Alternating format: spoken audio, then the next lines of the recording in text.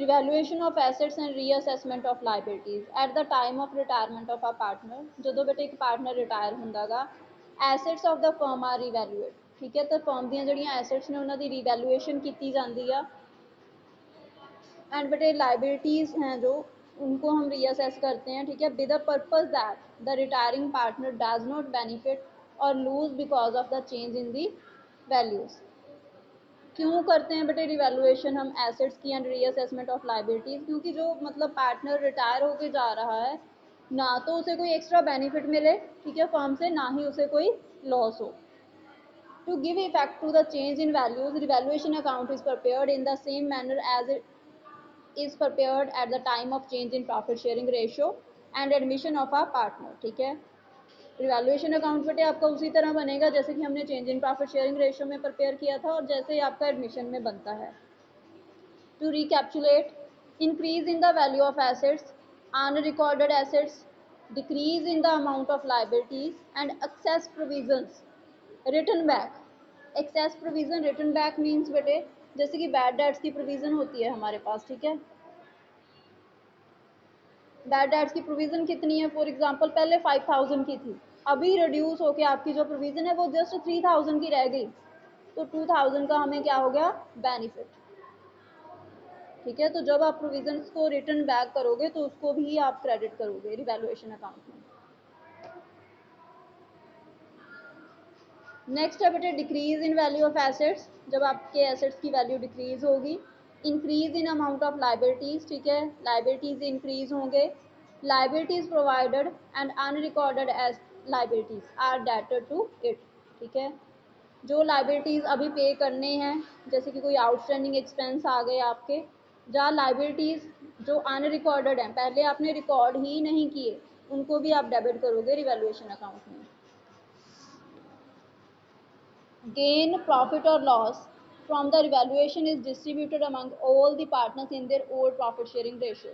जो भी गेन होगा बेटे, जब लॉस होगा आपको रिवैल्यूएशन से, वो सभी पार्टनर्स में, ठीक है, ओल्ड पार्टनर्स में इन देयर ओल्ड रेशो हम डिवाइड कर देंगे।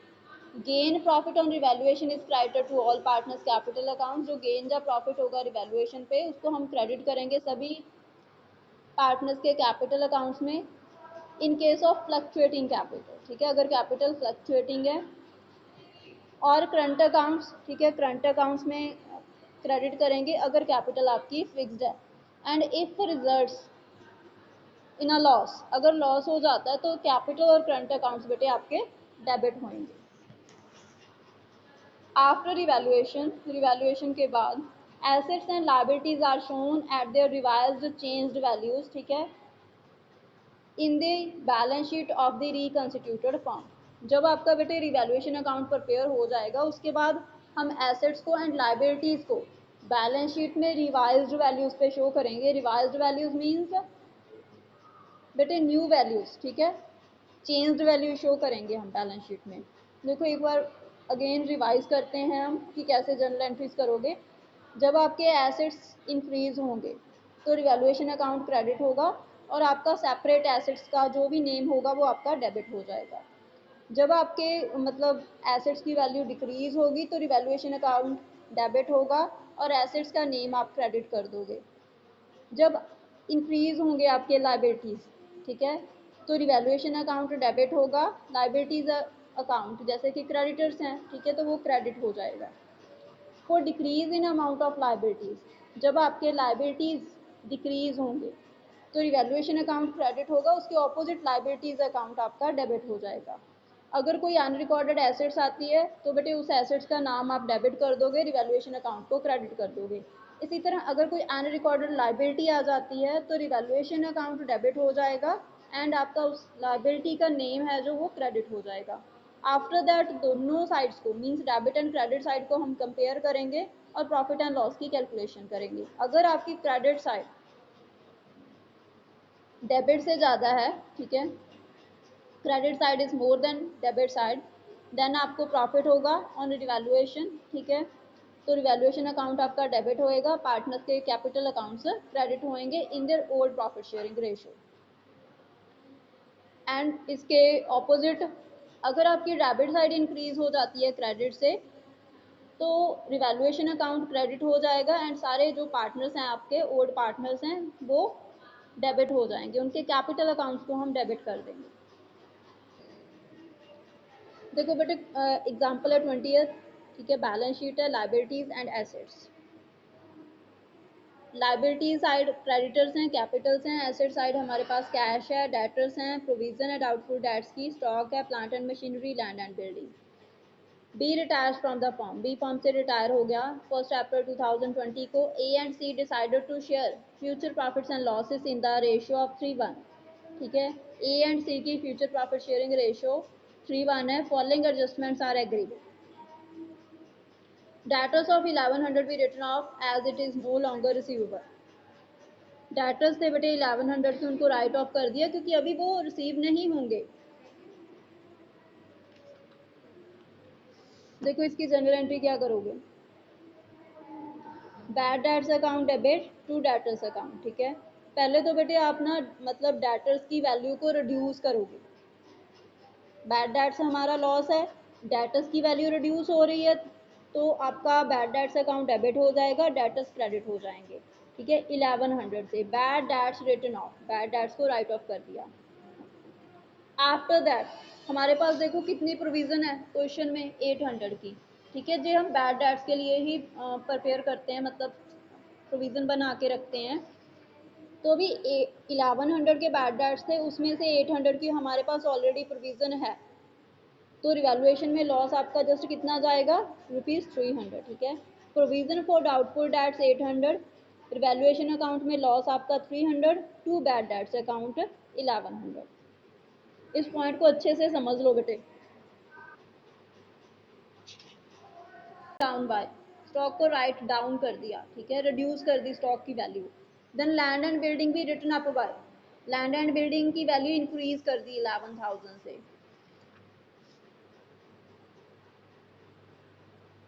डाउटफुल डेट्स की बेटे अभी एक एंट्री और रहती है,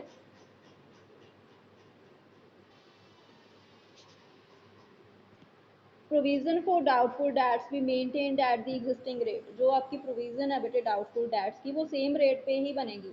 हमें क्वेश्चन में रेट गिवन नहीं है तो फर्स्टली आप रेट कैलकुलेट करोगे, 800 अपॉन 16,000 इंटू 100,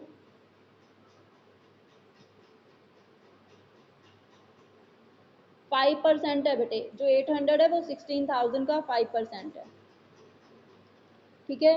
अभी 16,000 में से आपके 1100 के बेटे राइट ऑफ 14,900 आएगा, ठीक है। 14,900 का 5% आप करोगे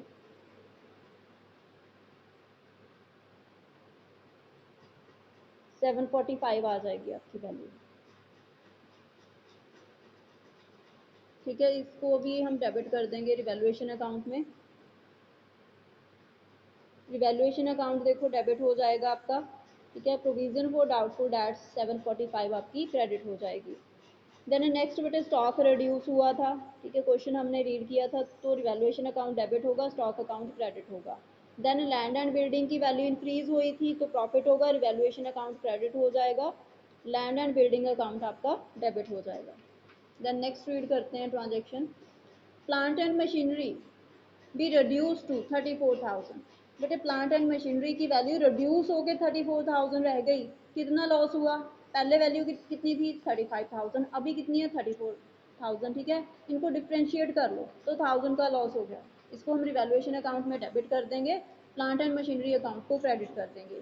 then sundry creditors of ₹700 be return back as no longer payable, ठीक है। 700 के जो क्रेडिटर्स थे उनको राइट बैक कर दिया क्योंकि अभी वो हमने पे नहीं करने, तो दैट मीन आपकी लाइबिलिटी डिक्रीज हो गई, हमें प्रॉफिट हो गया, रिवैल्यूएशन अकाउंट क्रेडिट होगा एंड क्रेडिटर्स अकाउंट आपका डेबिट होगा।